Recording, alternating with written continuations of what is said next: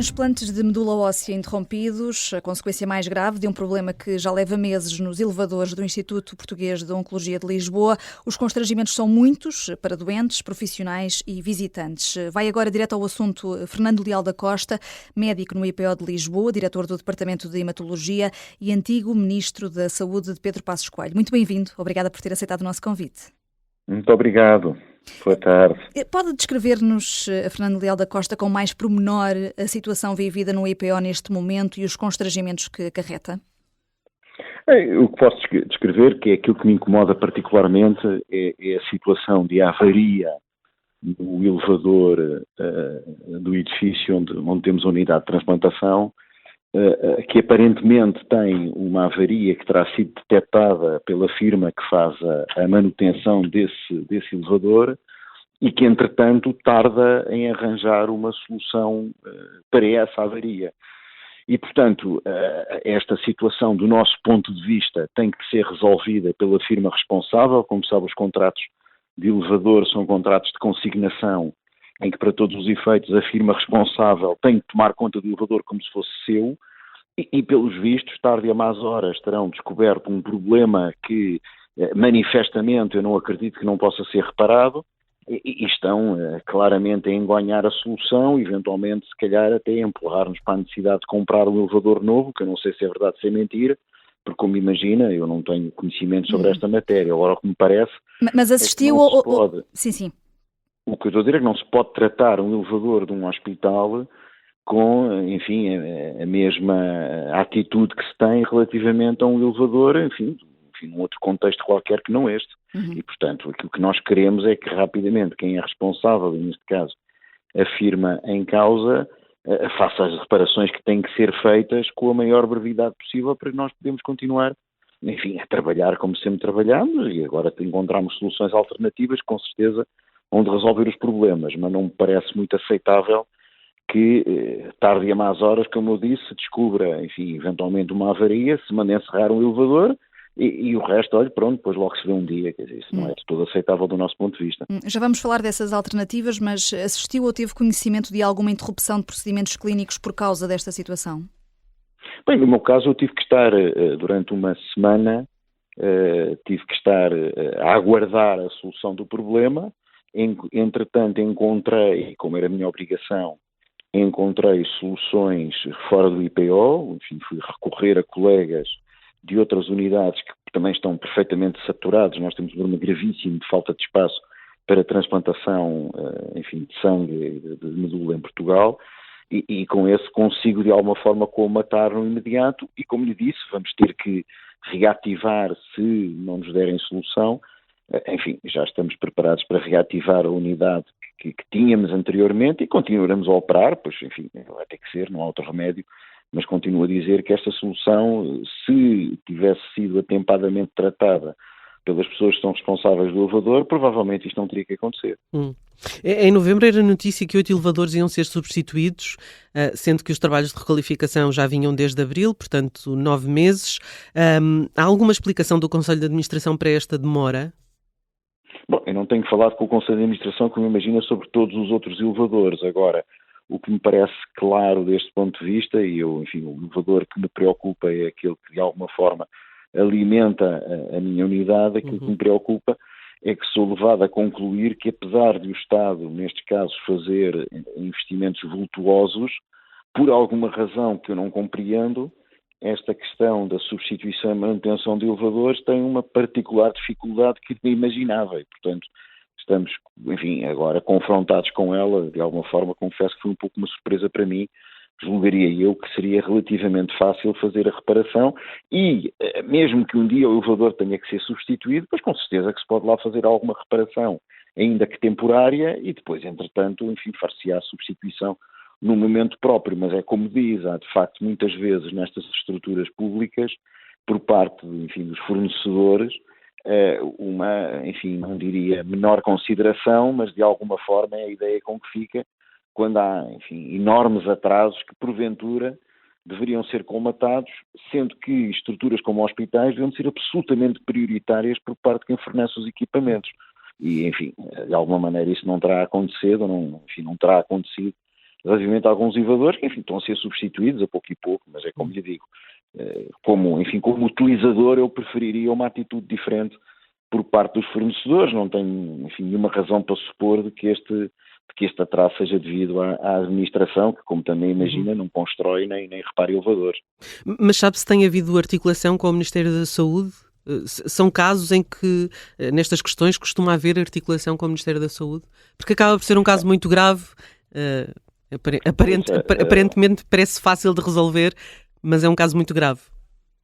Pois, ouça, é como lhe digo, eu não sei qual é o tipo de articulação com o Ministério da Saúde, mas aqui, enfim, posso lhe falar no meu tempo, e no meu tempo normalmente as instituições tentavam, com maiores ou menores dificuldades, resolver internamente os seus problemas, e aliás, eu sou um grande defensor da autonomia dos hospitais.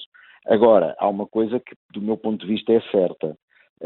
Há que pensar e repensar, eu tenho escrito sobre isso e tenho, de facto, sido muito vocal sobre essa matéria.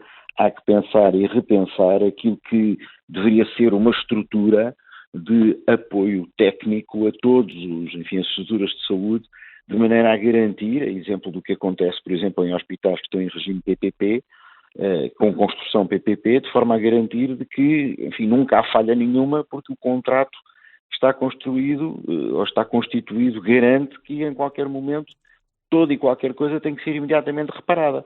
Ora, nos hospitais públicos em geral, muitas vezes isso não acontece porque as dificuldades são muito grandes do ponto de vista da organização, da logística, até do pessoal disponível, porque, na verdade, repare, os hospitais têm carências de nível de pessoal, enfim, de várias profissões e também os setores da manutenção debatem-se com dificuldades que têm que ser resolvidas e tratadas. E eu tenho sempre dito que há um conjunto importante de coisas ao nível do Serviço Nacional de Saúde que não passam apenas por médicos, enfermeiros e medicamentos, passam também por aquilo que é a manutenção diária dos equipamentos, coisas tão vulgares como elevadores, sendo certo que neste caso, até por força de lei, tem que se entregar a manutenção a uma empresa que certifique a qualidade dos elevadores e que, pelos vistos, de alguma forma deixou, enfim, chegar a uma situação que não era desejável e agora vai ter que resolver com a maior brevidade possível. E falava há pouco das alternativas. O Conselho de Administração admite ao observador que foram contactados outros centros de transplantação nacionais. Na próxima semana, um transplante, por exemplo, vai ser assegurado por uma outra unidade.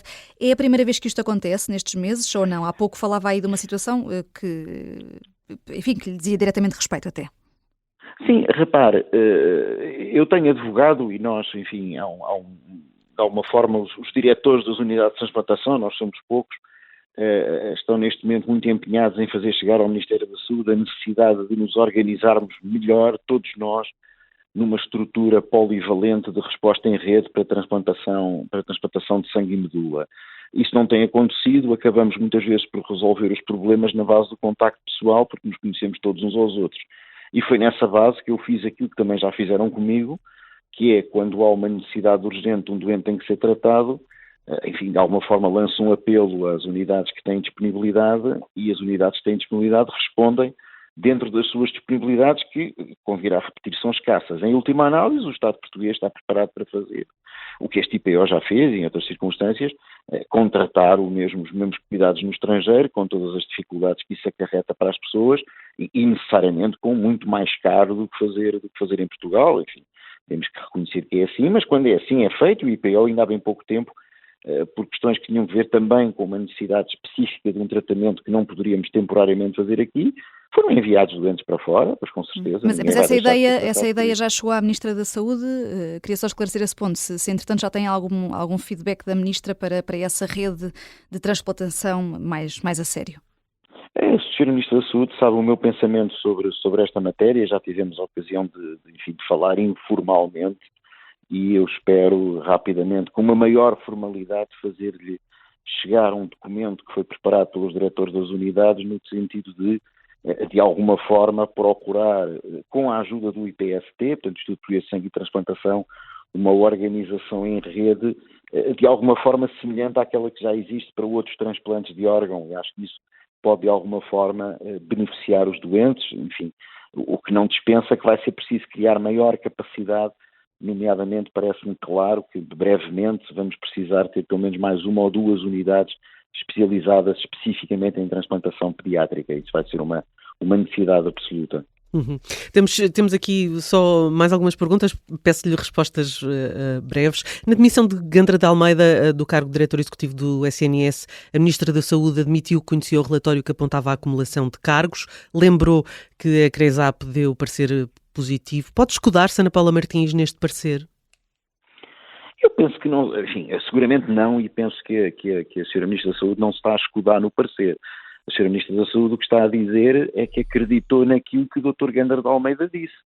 O Dr. Gandra de Almeida, porventura até de boa fé, terá imaginado que não estava a violar a lei enquanto diretor ou responsável regional pelo INEM, porque no fundo também convirá a perceber que o senhor não tem que ser penalizado por trabalhar mais. Agora, há uma coisa que é clara. Não vale a pena, do meu ponto de vista, criar daqui dividendos políticos ou, eventualmente, de alguma forma, fragilizar a Sra. Ministra. Acho que não, porque deste ponto de vista a ideia com que ficamos é que o Dr. Gandra de Almeida, porventura, por ignorância, não disse o que devia ter dito, e a partir do momento em que isso é claro, obviamente a Sra. Ministra tem que aceitar a sua demissão. Não é crível que o Ministro, eu também já estive nessa posição, também como Secretário de Estado há muito tempo, não é imaginável que nós possamos escrutinar todos os currícula vitae que são feitos pelos candidatos a cargos e que são vistos pela CRESAP. Acreditamos que aquelas declarações são sérias e são corretas, enfim, não há outro remédio. Já agora, que opinião tem de Álvaro Almeida, o novo diretor executivo do SNS? Pois, eu conheço-o bem, já há largos anos, é uma pessoa imensamente competente, também já tive a ocasião de dizer, o problema não está na pessoa, o problema está no cargo, naquilo que se pretende que sejam as funções da direção executiva. Parece-me que a direção executiva neste momento tem, enfim, limitações importantes, acho que aquilo nasceu torto, dificilmente se endireitará. Eu preferiria que tivesse havido uma organização global, legislativa, daquilo que é a orgânica do Ministério da Saúde. Acho que a substituição do Dr. Gandra de Almeida pelo professor Álvaro Almeida, enfim, as circunstâncias assim o determinaram, não está em causa saber se o Dr. Gandra de Almeida acabaria por se demonstrar um bom ou mau diretor executivo. Acho que o problema está no facto da direção executiva ter sido desenhada especificamente para responder aos desejos e à visão do professor Fernando Araújo e não ter verdadeiramente, não ter sido concebida como uma resposta a um problema nacional que eventualmente fosse imune à substituição de governos e de dirigentes. Como tal, eu acho que o que o governo tem que pensar é se interessa prosseguir com este modelo de direção executiva nos termos em que ela está. Já ouvi dizer que não, mas agora temos que ver no papel o quadro legislativo em que o professor Álvaro Almeida se vai deslocar, nomeadamente nas articulações com a CSS e com as outras agências do Ministério. Aí é que está o grande problema que de todo ainda não foi resolvido. Seria possível distingui-la? Possível é sempre. Agora, ou desejável distingui-la? Pronto, eu acho que não. Eu tive a ocasião de me pronunciar sobre essa matéria quando este governo passou a exercer funções. Aquilo que eu teria feito, enfim, não podendo extinguir a direção executiva, porque entretanto havia um problema com as ARS que acabaram, etc., aquilo que eu teria feito era ter reformulado as funções da direção executiva. Já ela existindo. Antes dela existir, aquilo que eu teria feito era, de alguma forma, concentrar na ACSS, que já existia, as funções que vinham das ARS e que passaram para a direção executiva, poderiam ter passado para a CSS sem ter sido necessário criar mais uma estrutura com todo o peso administrativo, burocrático e financeiro que isso acarreta.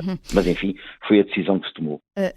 Fernando Leal da Costa, só para terminar rapidamente, esta semana assistimos à primeira demissão no governo de Luís Montenegro, do secretário de Estado da Administração Local e Ordenamento do Território, Hernani Dias. O primeiro-ministro deve explicações?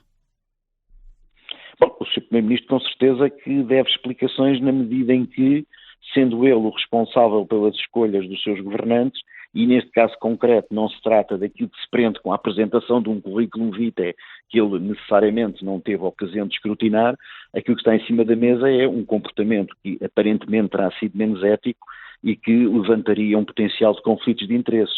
Sobre essa matéria, enfim, o Sr. Primeiro-Ministro, de alguma forma, acabou por, enfim, dar, razão àquilo que eram, de alguma forma, as dúvidas levantadas. O Sr. Secretário de Estado resolveu sair, ou foi-lhe dito que deveria sair, enfim. A partir daqui, as explicações que o Sr. Primeiro-Ministro vinha a dar acima de tudo é no sentido de evitar que isto se volte a repetir, porque é muito desagradável, e eu imagino que o Sr. Primeiro-Ministro é o primeiro a sentir-se altamente penalizado com isto. É muito desagradável, numa fase ainda inicial da governação, ter já que substituir um governante por questões que se levantam em termos daquilo que serão eventualmente comportamentos mais ou menos éticos, independentemente da legalidade, enfim, dos mesmos, que penso que não foi colocado em causa. Fernando Leal da Costa, muito obrigada por ter vindo direto ao assunto. Uma entrevista. Muito obrigado, obrigada. foi um prazer. Uma entrevista aqui, sobretudo a propósito destes problemas no IPO de Lisboa, com elevadores avariados já há vários meses e com constrangimentos muitos para profissionais e também e sobretudo para doentes. Muito obrigada.